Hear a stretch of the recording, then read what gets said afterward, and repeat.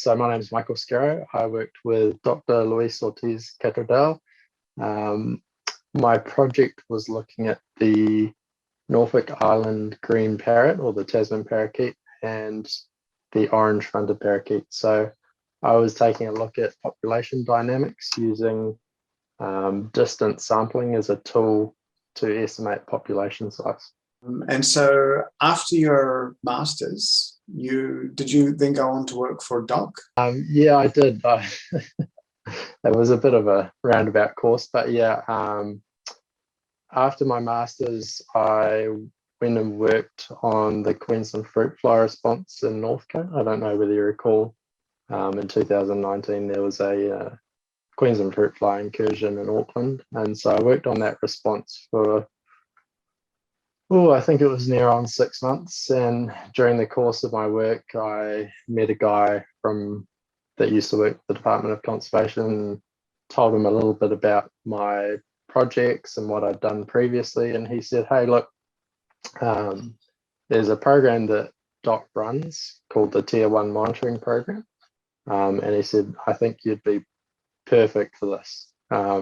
It's a lot of field work based action.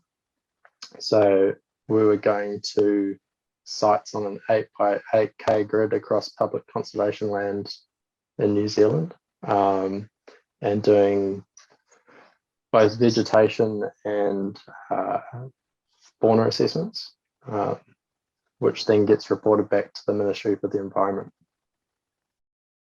The Queensland fruit fly, that was straight after your master's, or that was during? How did that come about? That was just after my master's. So I think that was through a contact of Luis, who used to work for the university, actually reached out and asked him whether there were any students that were finishing or looking for work. And I was fortunate enough, when I applied, they were looking for people. So yeah.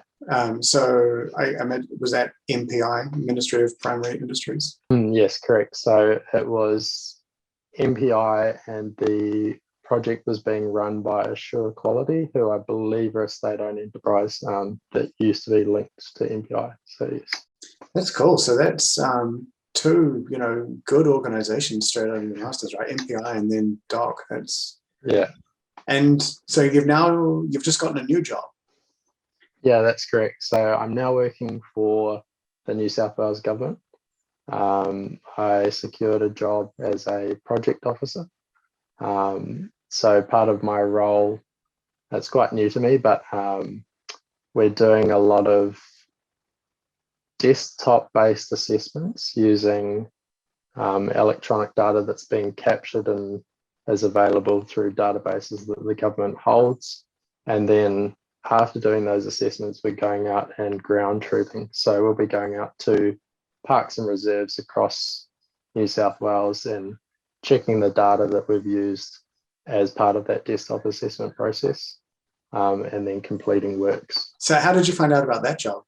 As I think a few people probably experienced, so with COVID, it was a bit of a rough time in the job market. So I started extending my feelers and having a look on different sites. So in New Zealand, we've got Conservation Jobs, which is one of the primary sites to look at if you're looking for any conservation related jobs in New Zealand. And then in Australia, there's another one called NRM Jobs. So anything to do with natural resource management, and you can filter that by state. So you can restrict yourself to Western Australia, New South Wales, ACT, anywhere you want, or you can look across Australia. Oh yeah, cool. And so you were looking, right? So your first ones that you mentioned, the MPI and DOC, they were connections that came to you, but after that you sort of then stepped out and on your own started hunting. Yeah. So the one for DOC, was through word of mouth. But then when I applied for that job, it was through the Department of Conservation website, but they often advertise on conservation jobs as well, Would you be willing to briefly tell us about what you chose to highlight in your cover letter? So whenever I'm looking to write a cover letter, I typically try to keep it to probably 1 to 2 pages, as to not overwhelm whoever's going to be looking at it. The cover letter is typically a place where you try your best to sell yourself to the potential employer. So highlighting things that are going to be relevant to the role or position you're applying for. For the project officer role, I highlighted the fact that I'd recently completed a Master of Science in Conservation Biology at Massey. So that related directly to the desktop assessment side of things that we've been doing. And then after that, I sort of expanded and talked about the experience I had at DOC working in the field, because obviously there's a field component of the role. Discussing things like workplace health and safety is often a big one for employers, because they want to be able to see that you're able to work in an environment safely. So if you're going outside of your workplace, they know you're going to be safe and you're going to make an effort to keep others safe, as well as when you're working indoors in the office. And then what else did I discuss here? Just looking. And then it was another expansion on some of my previous experience. So looking at things like logistics, so field trip planning and things like that, which again tie back into the role that I'm doing at the moment. And then to finish off, I sort of discussed how each of these things related back to the job description that they issued when they request people to send in applications, and then a quick bullet point of things or attributes that may be desirable to your employer. So talking about things like professionalism, interpersonal communication skills, knowledge of wildlife monitoring, proficiency with computer software systems is also a good one. Really depends on the role that you're going to be doing, but I highlighted here use of Microsoft Office, data entry and analysis, so using statistical software like R, or what's become quite relevant to this role is using ArcMap or ArcGIS. And then also full driver's license, experience in first aid and work safe procedures, that sort of thing. So taking that job description and really making sure you're hitting each of the points, but also just, as you said, really selling yourself. Yeah, that's a big part of it. And so you send off the application, CV, cover letter, and then they want to talk to you. Did you have an interview for the job? Yes, I did, and this one was definitely an interesting one. Quite different to some of the stuff that I'd experienced. I think in the course of my downtime over COVID, I applied for 100-something jobs and only got about 4 or 5 interviews. So it's all about perseverance. But when I did get to this interview, it was quite different to some of the ones that I'd done previously. So as part of the interview, they set a work task. And then following that work task, I had an interview. I think it consisted of about 6 questions with a panel of 3 people.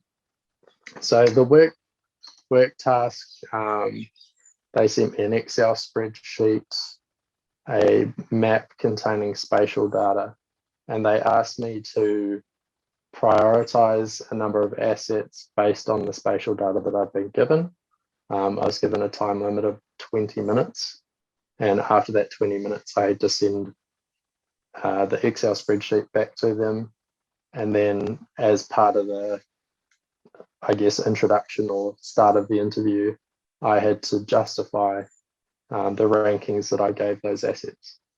And from there, we went into the 6 questions. So the work task that you got, was it just something comfortable that, something that you were familiar with from your masters, or was it really left field? Like, Um,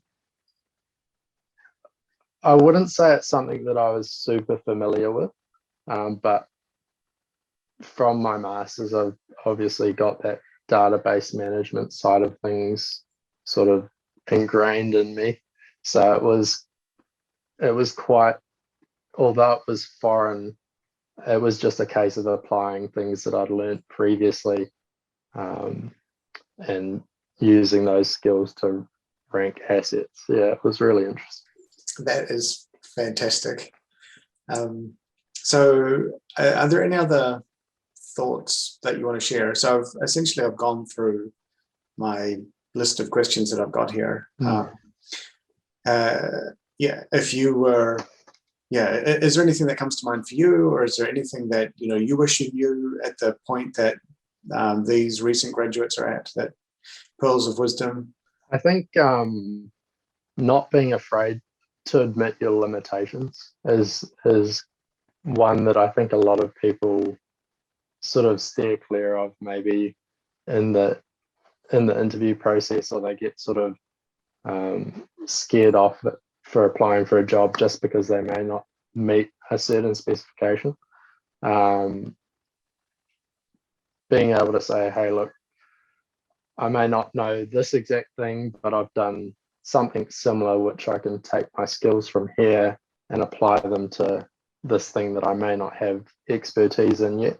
And a lot of workplaces, part of their job is to build your skills and develop you as a person, because at the end of the day, they want an effective employee. So by saying, yeah, this is what I know, this is where my limitations are, they can help build you up as well. Thank you very much. That was so good. I'm so excited for the upcoming graduates to actually see this and to just, Cool. You really described your journey really well.